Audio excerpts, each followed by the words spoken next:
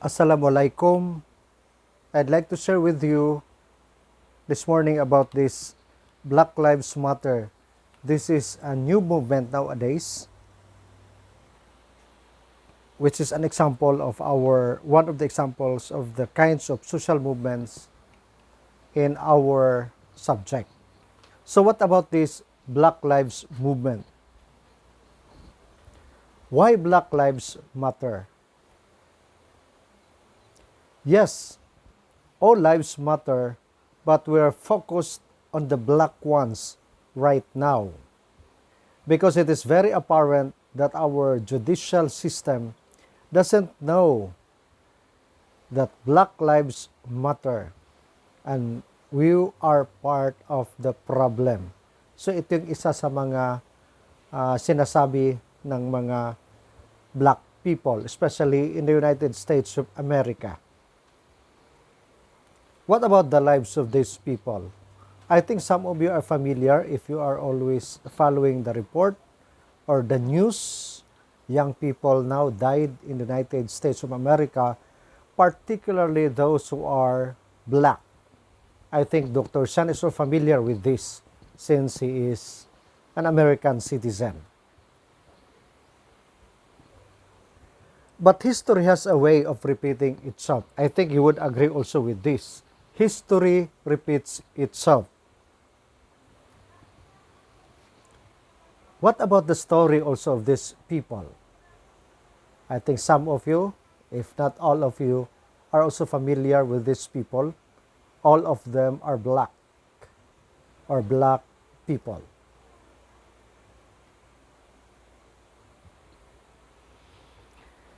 Then what is BLM or Black Lives Matter? This is an international activist movement originating in the African American community that campaigns against the violence toward black people. And how it began. The movement began in 2013 with the Black Lives Matter on social media after the acquittal of George Zimmerman in shooting the death of the black teen Trayvon Martin. I think lahat na ano natin to, narinig natin itong balitang ito. So that was the start in 2030 about this movement, the Black Lives Matter. Then we said that history repeats itself. What about in America, particularly the black people? What happened to their lives? And we know in our history, there was really a discrimination, prejudice against those people who are black. Siguro makikita natin noon sa mga TV noon na the black parang they are treated as the second class citizen. Mga slaves sila. Diba noon po may pelikula tayo makikita sila yung taga-timon ng barko, lahat slave sila, mga second class, hindi sila tinuring na tao. Then in America, yan, the history of the black, when Barack Obama won as president, he was the first black American. That was in 2008. Kaya nga tuwang-tuwa yung mga black. Then in 1992, there was also the first woman black senator elected. Then in 1909, the first black governor was also elected. Then they have also in 1603, the civil rights movement. I think this is part of the report also of Dr. Shan. Then the rest of the history of the black people. Then on the sectors of comparison, you look at these sectors, what happened to the black people to health, educational, social, political, as well as the economic sector. Regarding sa health sector, African American infant mortality rate is 13.5 deaths per 1,000 lives. Then 30% of the African American patient endorse the idea that racial discrimination at a doctor's office is common, while 7.3% of the whites agreed. In the education sector,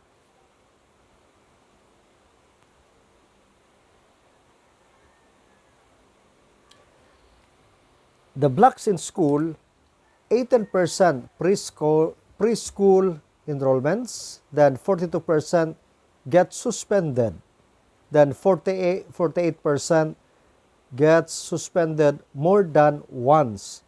Then while white people, suspension only 5%. So kitang-kita ang problema.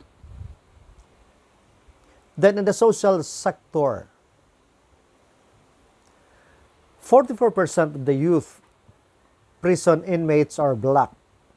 A black male is 6 times more likely to be murdered than a white male. Then black comprise 15% of all deaths by the hands of the police. Killing rate of the hands of the police, the black teens is 31.17 per million, while the white teens is only 1.47 per million. Kawawa ang mga black. Then, in 2008, when Barack Obama elected as the first black president in the United States, maraming natuwa. Pero anong nangyari sa political sector? 16.5% of the African Americans in the municipalities are underrepresented. Blacks hold 10% of seats in the chamber while making up 13% of the population. 25% have yet to elect an African American to United States House. Then 4 out of 5 members of Congress are white. So, ibig sabihin, ilang percent lang, especially in the Congress. 4 out of 5 members of the Congress are white. And the minority are the blacks. Then, when it comes to voter turnout by race, 64% ang whites, 48%. The Hispanic, the blacks is 66%. Then, 47% ang Asian. Marami sana sila, no? The blacks. Pero anong nangyari? When it comes to racial composition of the 14th Congress in the United States, ayan. The whites, number of the House is 79.80%. The black, konti lang, 10.10%. The Hispanic is 7.80%, while the Asian is 2.3%. So, ang daming nakaupo. But the voters, remember, ang voters maraming black. Pero what happened? Na bakit whites ang dami? Especially in the House of Congress. Then the member of the Senate, you look at the first or the white, how many percent? That's 93%. The Hispanic is 36%, while 2% are the black, the third one. So marami pa ring whites. Then when it comes to economic sector, the unemployed rate for black high school dropouts is 47%. Then the unemployment rate for the African Americans with a 4-year college degree is 8%. Then 37% of people who are homeless are black. Kala natin mga mayaman ang mga Amerikano, but the black people, there are still who are homeless with 37%. Then the national average annual income is $53,657. Then the black average annual income is $35,398. Then the black poverty is 26.2%. may problema talaga dito. Then the facts about the blacks, ano yung mga katotohanan, the facts sa kanila, yan. Likelihood of the imprisonment of the US citizens, 1 in 17 are white, while in black, 1 in 3. So, grabe ang layo. 1 in 3 pag sa black, then 1 in 17 sa white. Sa women naman, if it is black, 1 in 18, then 1 in 111. So, ganon kadami ang nasa, especially women in the imprisonment.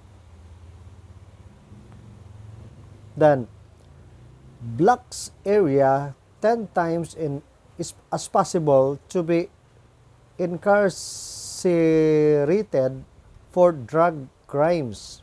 In 2011 to 2012, the Montgomery County Police Department arrest rate per 1,000 residents was 65 per black residents and only 16 for non-black residents.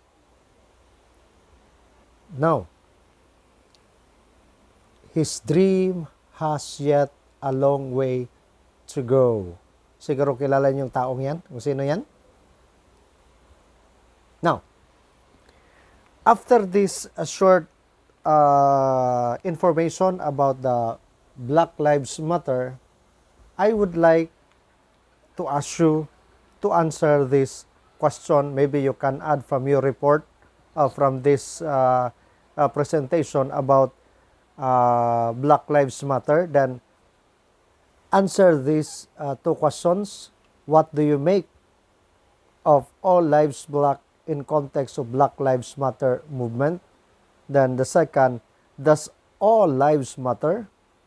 Attempts to marginalize the Black Lives movement, the BLM movement, all Black Lives Matter movement.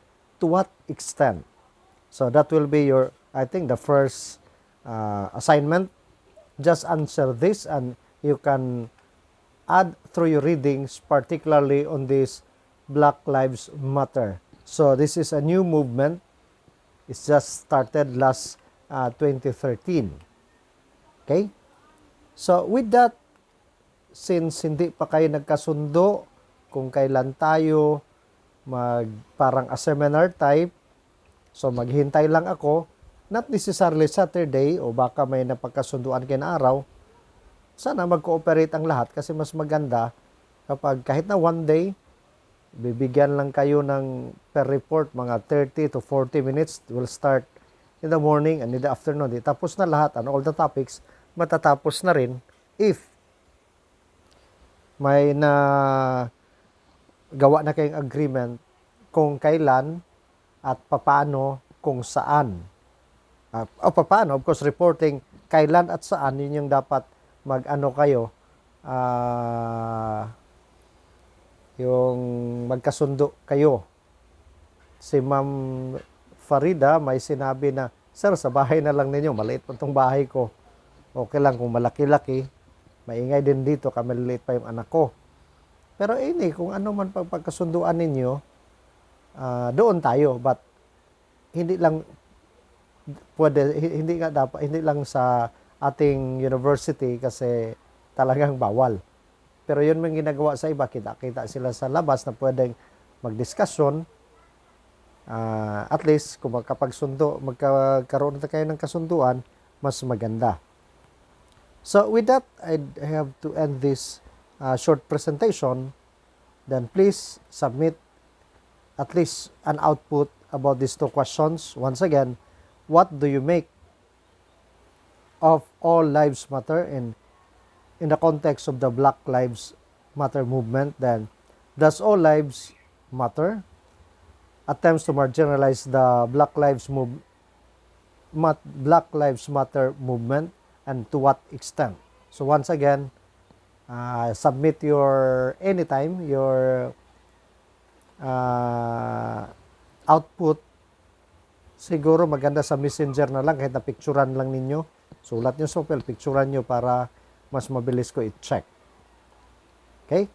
So I hope na magkasundo tayo. Then to those who are pupuasa, good luck sa puasa. Then God bless you. Then thank you. Dalaygon ang Diyos.